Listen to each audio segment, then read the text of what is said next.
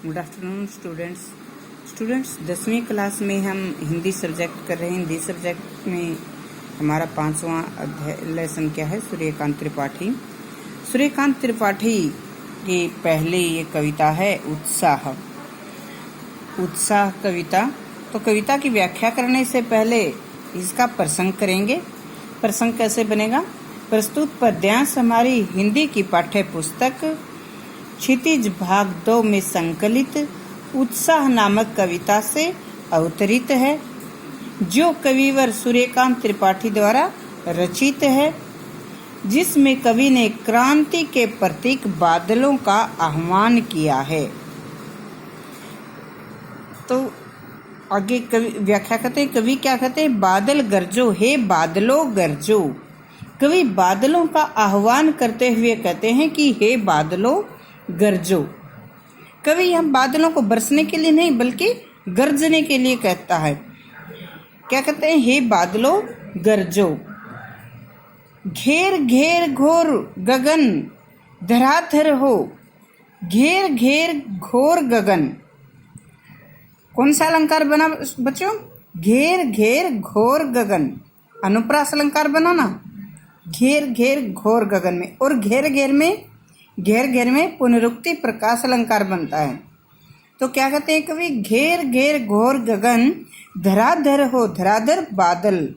हे बादल, इस विशाल आकाश को, घोर गगन इस विशाल आकाश को घेर लो। हे बादलों गरजो, हे बादलों हम इस विशाल आकाश को घेर लो। ललित ललित काले घुंघराले बाल कल्पना कैसे पाले। हे बादलों गरजो, हे बादलों इस विशाल आकाश को तुम अपने ललित ललित लाल लाल घटाओं से घेर लो। काले घुंघराले बाल कल्पना कैसे पाले। हे बादलों आप काले और घुंघराले बालों के समान सुंदर हो। अब घने काले घुंघराले बालों के समान सुंदर हो। बाल कल्पना कैसे पाले और बच्चों की कल्पना के समान पले हुए हो, उमड़े हो। जैसे बच्चों के मन में कल्पना और भावनाएं उमड़ती हैं, उसी प्रकार आकाश में बादल उमड़े हुए हैं। तो कवि क्या कहते हैं? हे बादलों आप बच्चों की कल्पना के समान पले हुए हो, उमड़े हुए हैं। विद्युत छवि उर में उर हृदय, विद्युत छवि बिजली की छवि, बिजली की चमक छिपी हुई है। हे बादलों आपके हृदय में, तुम्हारे हृदय में बिजली की चमक, बिजली छिपी हुई है। कवि नवजीवन वाले और तुम लोगों को नया जीवन देने वाले एक कवि की भांति हो। जिस प्रकार से कवि अपनी कविता के माध्यम से लोगों में जोश भरते हैं, उसी प्रकार से बादल आने पर भी लोगों में वैसा ही जोश उत्पन्न होता है, क्योंकि लोगों को वर्षा होने की उम्मीद बनती है। तो क्या कहते हैं कि आप एक कवि के समान ही लोगों को नया जीवन देने वाले हो। हे बादलों गरजो। ललित ललित लाल लाल, ललित ललित में कौन सा अलंकार हुआ बच्चों? पुनरुक्ति प्रकाश अलंकार। ललित ललित काले घुंघराले बाल कल्पना कैसे पाले, बाल कल्पना कैसे पाले। यहाँ कौन सा अलंकार बना? कैसे, केस मान, बाल कल्पना कैसे पाले, उपमा अलंकार है ना। विद्युत छवि उर में कवि नवजीवन वाले, बर्ज छिपा नूतन कविता फिर भर दो। हे बादलों तुम्हारे अंदर बर्ज जैसी ताकत छिपी हुई है।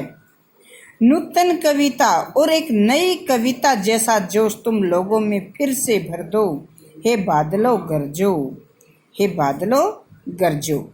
तो यहाँ कवि क्या कर रहे हैं? बादलों को गरजने के लिए प्रेरित कर रहे हैं। ठीक है बच्चों, तो इस कविता का प्रसंग बता दिया था। आगे इसका भावार्थ, भाव सौंदर्य क्या होगा? कवि के कहने का भाव यह है कि क्रांति रूपी वर्षा से ही लोगों को शोषण व कष्टों से राहत मिलेगी। इस प्रकार से जो भीषण गर्मी है, तो भीषण गर्मी से में वर्षा से ही जैसे राहत मिलती है, उसी प्रकार से सर्वहारा वर्ग को क्रांति रूपी जो वर्षा से ही अपने कष्टों से मुक्ति मिलती है। तो ये एक प्रतीकात्मक कविता है। यहाँ पर एक और तो जो वर्षा से गर्मी से राहत मिलने की, और दूसरी तरफ जो वर्षा क्या है, क्रांति रूपी वर्षा से शोषण से राहत मिलने की प्रेरणा दी गई है। ठीक है, तो एक पद्यांश हमने किया है।